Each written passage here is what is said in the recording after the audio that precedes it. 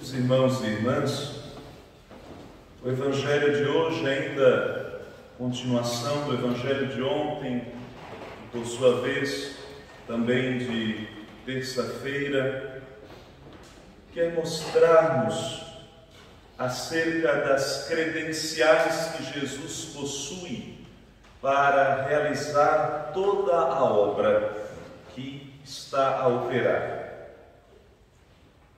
Jesus fala acerca do Pai. É o Pai que dá testemunho dele, é o Pai que testifica as suas obras, é o Pai por meio do qual ele glorifica a Deus por meio de suas obras e, sobretudo, mostra na antiga aliança, por meio da figura de Moisés, que ele é o cumprimento de tudo aquilo que Moisés havia profetizado, ensinado, a esperança de salvação que Moisés havia provocado, suscitado no povo de Deus. Mas os judeus têm dificuldade de crer, de acreditar. O que causava espanto e escândalo nos judeus não era o fato de Jesus realizar aquelas obras maravilhosas que tanto causavam a admiração do povo. É Jesus atribuir toda a sua obra ao Pai que o enviou. Era isso que causava a perturbação nos judeus, pois com isso eles consideravam Jesus a um blasfemo, ao se considerar filho de Deus, tão próximo de Deus, que fosse capaz de realizar as obras em nome do Senhor. E assim, Jesus também mostra a hipocrisia destes homens que, ao lerem as Escrituras, a lei de Moisés, não conseguem perceber que o que Jesus faz é cumprimento daquilo que foi profetizado no Antigo Testamento. Na primeira leitura do livro do Êxodo, o povo cai no grave pecado da idolatria. Eles constroem um bezerro de ouro e começam a adorar este bezerro. O texto do livro do Êxodo deixa bem claro o que é a idolatria. É colocar outra coisa no lugar de Deus e atribuir a isto a intervenção divina.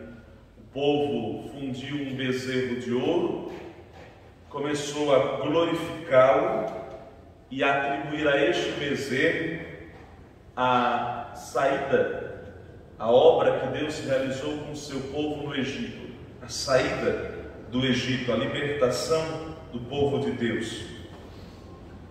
Isso feriu gravemente o coração de Deus. Qualquer coisa que venhamos a colocar no lugar de Deus fere o coração de Deus. Mas o que chama a atenção neste texto, que diante da eminente destruição que o Senhor queria fazer no meio do seu povo, Moisés intercede junto a Deus, a fim de que sua ira seja aplacada.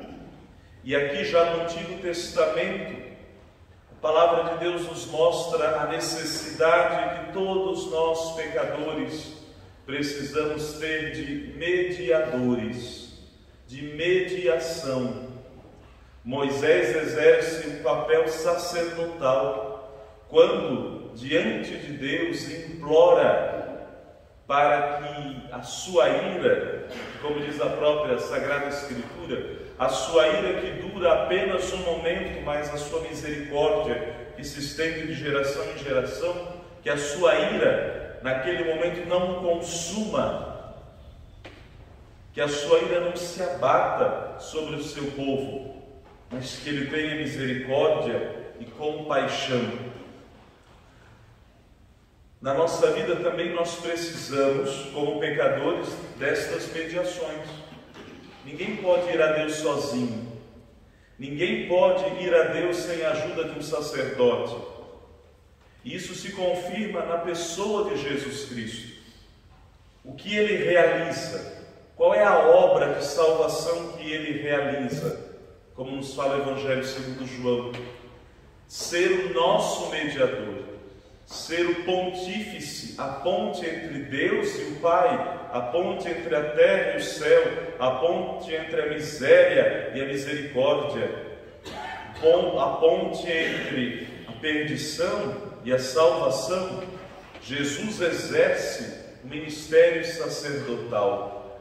É aquele que está entre nós e Deus e sem o qual não há salvação, cumprindo assim na sua existência humana, terrena e divina, cumprindo assim aquilo que Moisés foi para o povo de Israel e assim o que é cada sacerdote para o povo cristão: um mediador, um meio pelo qual se alcança o perdão dos pecados.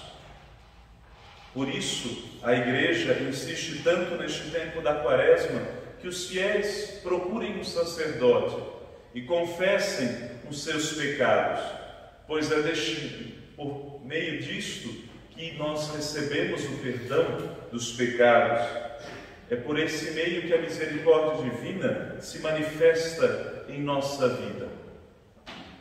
Precisamos de mediadores porque somos pecadores, e sem a figura de sacerdotes, de profetas, de apóstolos, nós podemos cair no grave erro de querer construir um Deus segundo as nossas próprias mãos, tal como os judeus projetaram o Messias de acordo com a sua própria vontade e não segundo o testemunho que o próprio Pai dá acerca do seu Filho.